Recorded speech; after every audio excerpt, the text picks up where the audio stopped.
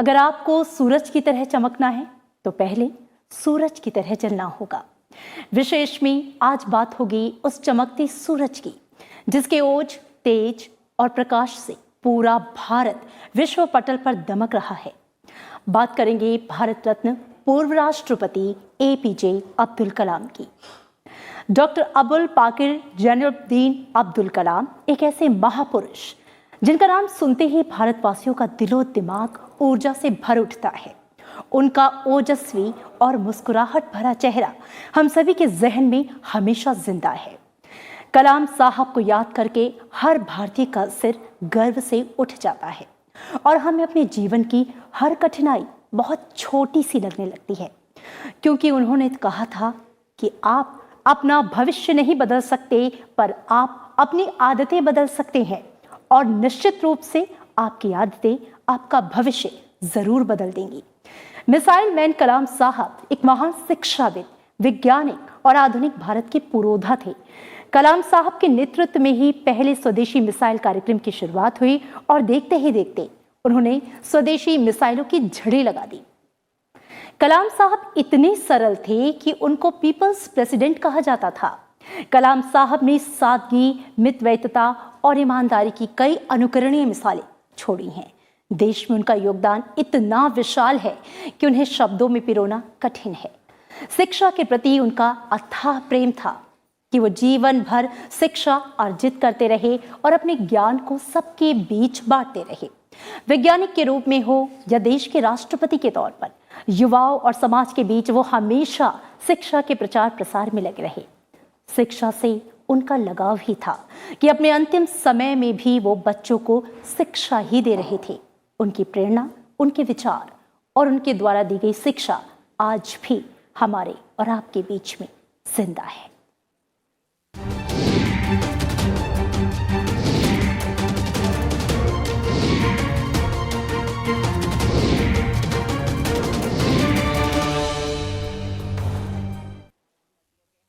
भारत के पूर्व राष्ट्रपति एपीजे अब्दुल कलाम तकनीक और विज्ञान में अपने योगदान के लिए विश्व प्रसिद्ध हुए, लेकिन जो सम्मान और लोकप्रियता उन्हें मिली उसके पीछे उनका शिक्षक रूप था। शिक्षा को सत्य की खोज मानने वाले कलाम सर को अपने छात्र सबसे प्रिय थे। उनकी बातें छात्रों के दिल और दिमाग पर एक अमिट छाप छोड़ जाती थी। आज भी उनके विचार छात्रों को सबसे ज्यादा प्रेरित करते हैं।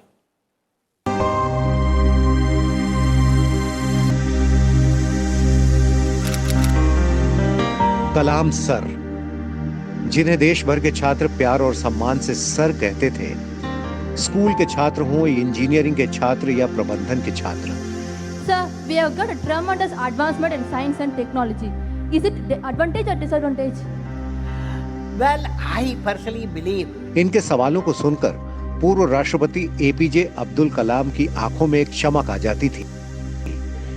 बच्चों सी मासूम मुस्कुराहट बिखेरते कलाम सर हर सवाल का जवाब देते और जवाब के साथ एक नई सीख भी। How much time it takes sun takes to go around the galaxy? How much time it takes? 200 million years. Okay? शिक्षा के क्षेत्र में उनके योगदान और छात्रों के करीब रहने की उनकी पसंद दुनिया भर में सराही गई। Knowledge is equal to creativity plus righteousness plus courage. So knowledge comes from courage. Okay? APJ Abdul Kalam ने एक वैज्ञानिक के तौर पर मिसाइल रक्षा कार्यक्रम से देश को गौरवान्वित किया, लेकिन अपने काम के साथ साथ वो शिक्षक के तौर पर भी हमेशा सक्रिय रहे। पूर्व राष्ट्रपति कलाम का कहना था कि बच्चों को बचपन में दी गई शिक्षा ही उनके सारे जीवन का आधार बन जाती है। खुद का उदाहरण देते हुए उन्होंने कहा था कि बचपन से ही वो अपने गुरु अय्यर जी से इतने प्रभावित थे कि वो उनकी ही तरह एक शिक्षक बनना चाहते थे। एक बार उन्होंने कहा था कि 7 साल के लिए कोई बच्चा मेरी निगरानी में रह जाए, फिर कोई भी उसे बदल नहीं सकता। एक शिक्षक के तौर पर उन्होंने करोड़ों आंखों को बड़े सपने देखने के लिए प्रेरित किया। उन्होंने कहा कि सपने वो नहीं जो आप नींद में देखते हैं, ये तो एक ऐसी चीज है जो आपको नींद आने ही नहीं देती। भारतीय शिक्षा को आगे बढ़ाने के लिए कलाम हमेशा खुले विचार रखते थे। उनके दृष्टिकोण के मुताबिक प्राचीन शिक्षा और आधुनिक शिक्षा का समावेश एक संतुलित समाज की स्थापना करता है। उनका मानना था कि हम जैसा समाज चाहते हैं, हमें वैसी ही शिक्षा अपने बच्चों को देनी चाहिए। यही नहीं, एक शिक्षक का जीवन कई दीपों को प्रज्वलित करता है। इसीलिए एक शिक्षक की अपने पेशे के प्रति प्रतिबद्धता होनी चाहिए। ग्रामीण क्षेत्र के बच्चों को मिलने वाली शिक्षा की गुणवत्ता को लेकर भी उन्होंने चिंता जाहिर की। उन्होंने कहा कि बच्चों को कम से कम स्कूल बिल्डिंग मिले, कक्षा में खिड़कियां हों, पीने का पानी, पढ़ने के लिए लाइब्रेरी, शोधशाला और खेल का मैदान हो। इस लक्ष्य को पाने के लिए सरकार को शिक्षा में जीडीपी का 2 से 3% और खर्च करना होगा। अब्दुल कलाम को लगभग 30 विश्वविद्यालयों द्वारा मानद डॉक्टरेट की उपाधियां प्रदान की गई थी। राष्ट्रपति पद से रिटायरमेंट के बाद भी डॉक्टर कलाम ने आराम नहीं किया, बल्कि देश के कई इंजीनियरिंग और मैनेजमेंट संस्थानों में वे विजिटिंग प्रोफेसर के रूप में सक्रिय रहे। छात्रों को लेकर अपने विचार और दृष्टिकोण अपनी नई किताबों में उन्होंने जाहिर किया। छात्रों को प्रोत्साहित करने के लिए डॉक्टर कलाम स्कूलों, कॉलेजों में सेमिनार किया करते थे। कलाम जानते थे कि किसी व्यक्ति या राष्ट्र के समर्थ भविष्य के निर्माण में शिक्षा की क्या भूमिका हो सकती है। उनके पास भविष्य का एक स्पष्ट खाका था, जिसे उन्होंने अपनी पुस्तक India 2020 a vision for the new millennium में प्रस्तुत किया। इंडिया 2020 बुक में ही उन्होंने लिखा कि भारत को वर्ष 2020 तक एक विकसित देश और नॉलेज सुपर पावर बनना होगा। कलाम सर वो शिक्षक थे जिन्होंने अपने जीवन के बेहतरीन पल छात्रों के साथ बिताए। शिक्षा के प्रति उनका समर्पण जीवन के अंतिम पल तक देखने को मिला। 27 जुलाई 2015 को पूर्व राष्ट्रपति शिलांग गए थे। शिलांग के IIM के एक कार्यक्रम के दौरान वो छात्रों को लेक्चर दे रहे थे, तभी लड़खड़ाकर गिर पड़े। उन्हें अस्पताल ले जाया गया, जहां उन्होंने अंतिम सांसें ली। अपने जीवन के अंतिम पल में भी कलाम सर अपने प्रिय छात्रों के बीच ही थे। कलाम सर, आप हमेशा याद आएंगे और हम सबको प्रेरित करते रहेंगे। Bureau report, Rajya Sabha TV. Bharat को मिसाइल और परमाणु शक्ति संपन्न बनाने वाले पूर्व राष्ट्रपति और भारत रत्न से सम्मानित डॉक्टर APJ अब्दुल कलाम जितने महान वैज्ञानिक थे, उतना ही विराट व्यक्तित्व के धनी थे। उनके मन में हमेशा भारत को विकसित राष्ट्र बनाने का सपना पलता था। जीवन भर वो देश की शिक्षा, सुरक्षा को सशक्त करने में जुटे रहे। उन्होंने 21वीं सदी के भारत का एक ऐसा सपना देखा था जिसमें देश हर दिशा में सशक्त हो और अपने लक्ष्य को हासिल कर सके। राष्ट्र निर्माण में उनका योगदान अतुलनीय है।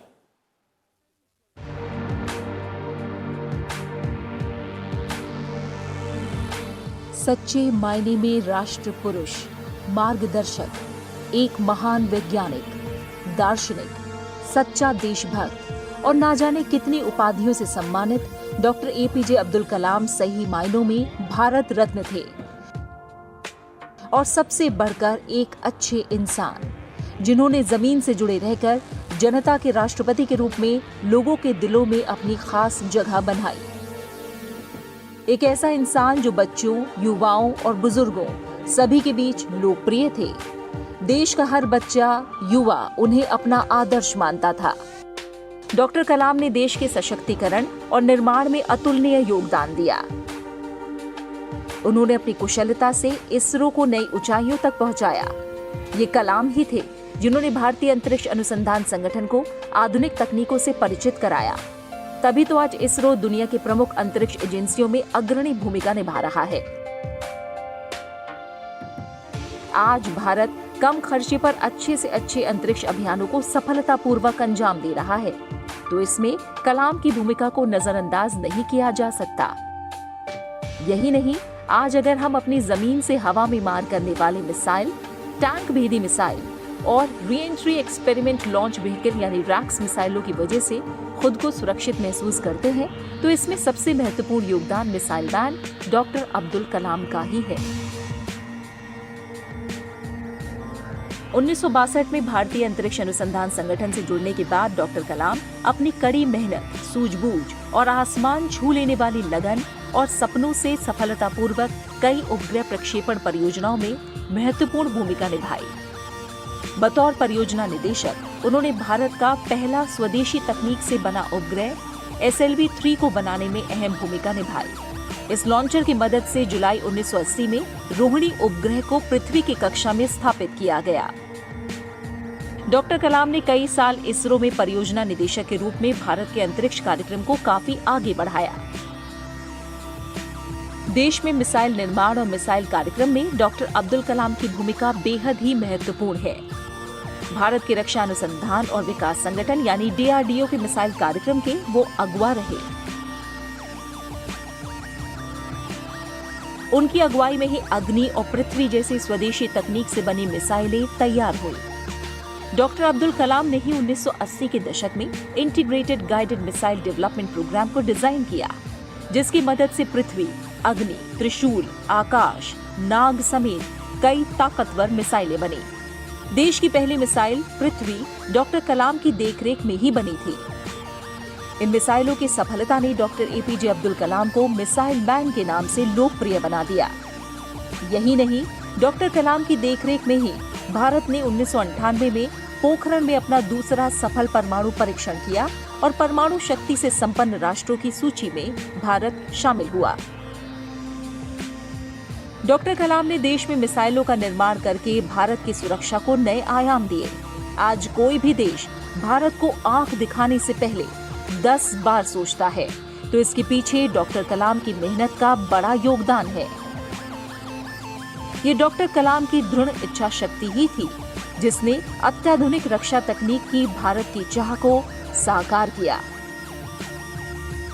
चाहे परमाणु हथियार हो, देश का अंतरिक्ष कार्यक्रम हो, बैलिस्टिक मिसाइल परियोजना या लड़ाकू विमान परियोजना, सभी में उनके अतुलनीय योगदान ने उनके नाम को हर भारतीय की जुबां पर ला दिया और उन्हें देश का हीरो बना दिया।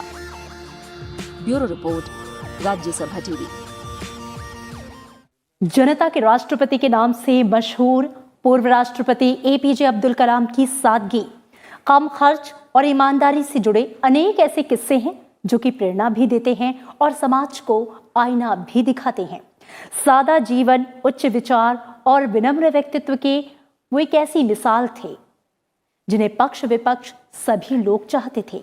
और यही वजह है कि जब जुलाई 2002 में वो राष्ट्रपति चुने गए, तब बीजेपी के अलावा विपक्षी पार्टियों ने भी उनका समर्थन किया। 25 जुलाई 2002 देश के लिए बेहद अहम दिन।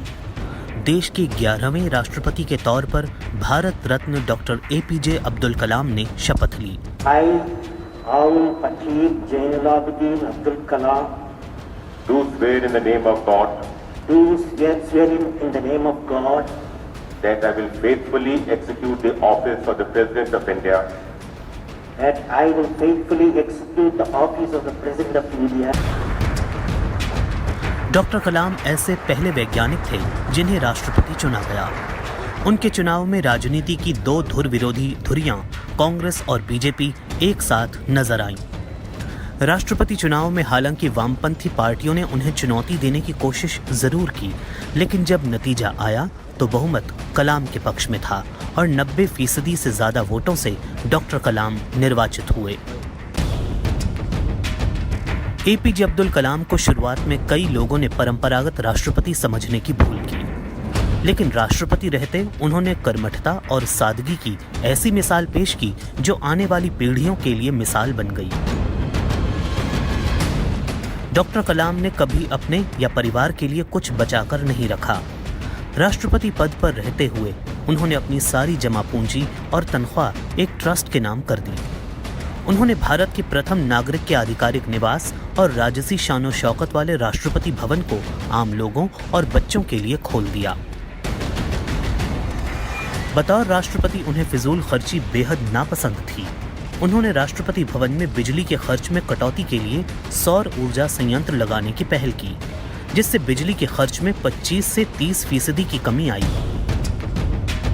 यही नहीं, राष्ट्रपति रहते हुए एक बार उनके कुछ रिश्तेदार उनसे मिलने राष्ट्रपति भवन आए तो कलाम ने अपने अधिकारियों को साफ निर्देश दे दिया था कि मेहमानों के लिए राष्ट्रपति भवन की कारें इस्तेमाल नहीं की जाएंगी। इसके साथ ही उन्होंने मेहमानों के आने जाने और रहने खाने का सारा खर्च अपनी जेब से दिया। पूर्व राष्ट्रपति से जुड़े ऐसे कई किस्से हैं जो उन्हें सबसे अलग बनाते हैं। अपना कार्यकाल पूरा करके कलाम जब राष्ट्रपति भवन से जा रहे थे तो उनसे विदाई संदेश देने के लिए कहा गया। तब उन्होंने कहा था कि विदाई कैसी, मैं अब भी 1 अरब देशवासियों के साथ हूँ। अपने इन्हीं विचारों और उच्च आदर्शों के साथ जमीन से जुड़कर कलाम ने जनता के राष्ट्रपति के रूप में लोगों के दिलों में अपनी खास जगह बनाई थी। कलाम एक तरफ जहां सादगी भरा जीवन जीते थे, वहीं दूसरी तरफ बिना दबाव के निर्णय लेने की उनकी क्षमता भी गजब की थी। यूपीए सरकार के दौरान एपीजे अब्दुल कलाम ने लाभ के पद से जुड़े विधेयक को मंजूरी देने से इनकार कर ये साबित कर दिया था कि वो एक रबर स्टैंप संवैधानिक प्रमुख नहीं हैं। उनके फैसले ने राजनीतिक गलियारे में हड़कंप मचा दिया था। राष्ट्रपति बनने से पहले राजनीति से एपीजे अब्दुल कलाम का दूर दूर तक कोई वास्ता नहीं था और राष्ट्रपति बनने के बाद भी राजनीति उनसे दूर ही रही। वो एक सर्वमान्य, युवाओं, बच्चों और आम जनता के राष्ट्रपति के तौर पर लोगों के बीच लोकप्रिय रहे, जिन्हें देश का हर युवा अपना आदर्श मानता है। Bureau report, Rajya Sabha TV. भारतीय इतिहास में 15 अक्टूबर का दिन बेहद खास है।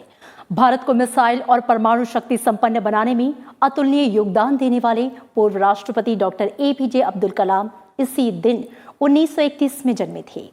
एपीजे अब्दुल कलाम वो महान वैज्ञानिक जिनकी अगुवाई में भारत में सबसे खतरनाक और घातक डिफेंस मिसाइलों का निर्माण हुआ। हालांकि वे बेहद ही शांत और सरल व्यक्ति थे, जिनके मन में भारत को विकसित राष्ट्र बनाने का सपना हमेशा पलता था। वो हमेशा बेहद सहज, सरल व्यक्ति के तौर पर दुनिया को नजर आए।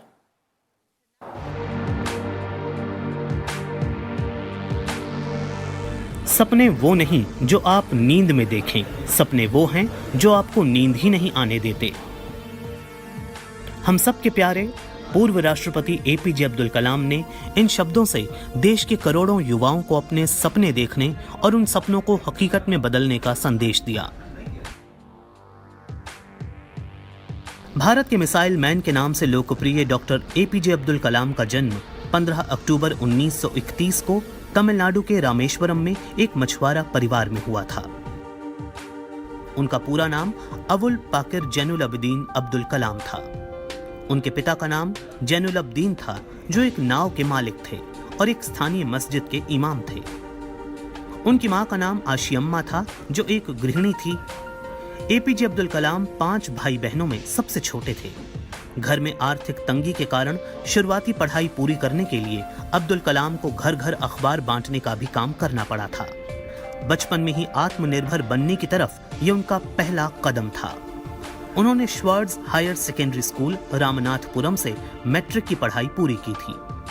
1954 में एपीजे अब्दुल कलाम ने तिरुचिरापल्ली के सेंट जोसेफ कॉलेज से भौतिकी में स्नातक की डिग्री हासिल की। बाद में मद्रास इंस्टीट्यूट ऑफ टेक्नोलॉजी से एरोस्पेस इंजीनियरिंग की पढ़ाई पूरी की। डॉक्टर एपीजे अब्दुल कलाम सबसे पहले रक्षा अनुसंधान एवं विकास संगठन यानी DRDO से जुड़े। यहाँ उन्होंने हॉवर्क्राफ्ट परियोजना का संचालन किया। 1962 में वे भारतीय अंतरिक्ष अनुसंधान संगठन यानी इसरो से जुड़ गए। यहाँ उन्होंने सफलतापूर्वक कई उपग्रह प्रक्षेपण परियोजनाओं में अपनी भूमिका निभाई। भारत को बैलिस्टिक मिसाइल और लॉन्चिंग टेक्नोलॉजी में आत्मनिर्भर बनाने के कारण ही एपीजे अब्दुल कलाम का नाम मिसाइल मैन पड़ा। 1982 में उन्हें डिफेंस रिसर्च डेवलपमेंट लेबोरेटरी का डायरेक्टर बनाया गया। उसके बाद उन्होंने उस वक्त के रक्षा मंत्री के वैज्ञानिक सलाहकार VS अरुणाचलम के साथ integrated guided missile development programme का प्रस्ताव तैयार किया। इसी की बदौलत भारत के मिसाइल कार्यक्रम की शुरुआत हुई। वो जुलाई 1992 से दिसंबर 1999 के बीच रक्षा मंत्री के वैज्ञानिक सलाहकार और रक्षा अनुसंधान और विकास विभाग के सचिव रहे। उनकी देखरेख में भारत ने 1998 में पोखरण में अपना दूसरा सफल परमाणु परीक्षण किया और परमाणु शक्ति से संपन्न राष्ट्रों की सूची में शामिल हुआ। 1999 से 2001 के बीच वे भारत सरकार के प्रमुख वैज्ञानिक सलाहकार रहे। फिर अन्ना विश्वविद्यालय में प्रोफेसर बने। डॉक्टर एपीजे अब्दुल कलाम 2002 में देश के 11वें राष्ट्रपति बने। वे इस पद पर 25 जुलाई 2002 से 25 जुलाई 2007 तक रहे। राष्ट्रपति रहते हुए देश के आम जन के बीच उन्होंने अपनी एक खास पहचान बनाई। वे आम आदमी के राष्ट्रपति के तौर पर जाने जाते थे। राष्ट्रपति पद पर रहते हुए उन्होंने आम जनता की राष्ट्रपति भवन तक पहुंच बनाई। उन्हें 1981 में पद्म भूषण, 1990 में पद्म विभूषण और 1997 में देश के सर्वोच्च नागरिक सम्मान भारत रत्न से सम्मानित किया गया। उन्हें 30 से ज्यादा विश्वविद्यालयों और संस्थानों ने मानद डॉक्टरेट की उपाधि से सम्मानित किया। डॉक्टर एपीजे अब्दुल कलाम ने कई किताबें भी लिखी। उनकी किताबों में विंग्स ऑफ फायर उनकी ऑटोबायोग्राफी है।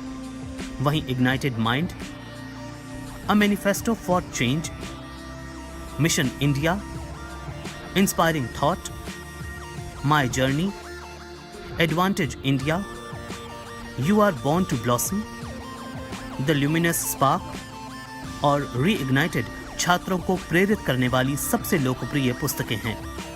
वे तमिल में कविता भी लिखते थे और खाली समय में वीणा बजाना पसंद करते थे। डॉक्टर एपीजे अब्दुल कलाम 27 जुलाई 2015 को IIM शिलंग में एक व्याख्यान दे रहे थे, जहां उन्हें दिल का दौरा पड़ा। उनकी स्थिति गंभीर हो गई। उन्हें अस्पताल ले जाया गया, जहां बाद में कार्डियक अरेस्ट से उनका निधन हो गया। डॉक्टर एपीजे अब्दुल कलाम सादगी, मितव्ययिता और ईमानदारी जैसे गुणों की मिसाल थे। एक वैज्ञानिक, विद्वान, शिक्षाविद के रूप में डॉक्टर कलाम ने देश की अमूल्य सेवा की। भारत को एक समृद्ध, शिक्षित और उन्नत राष्ट्र बनाने का उनका सपना आज भी हमें प्रेरणा देता है। डॉक्टर एपीजे अब्दुल कलाम ने 21वीं सदी में मजबूत और आधुनिक भारत के बारे में सपना देखा और इसे हासिल करने के लिए अपना पूरा जीवन लगा दिया। उनका अनुकरणीय जीवन हर भारतीय के लिए एक प्रेरणा स्रोत है। Bureau report, Rajya Sabha TV.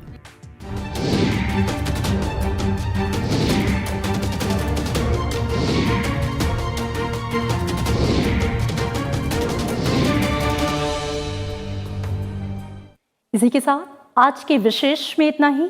उम्मीद है आपको विशेष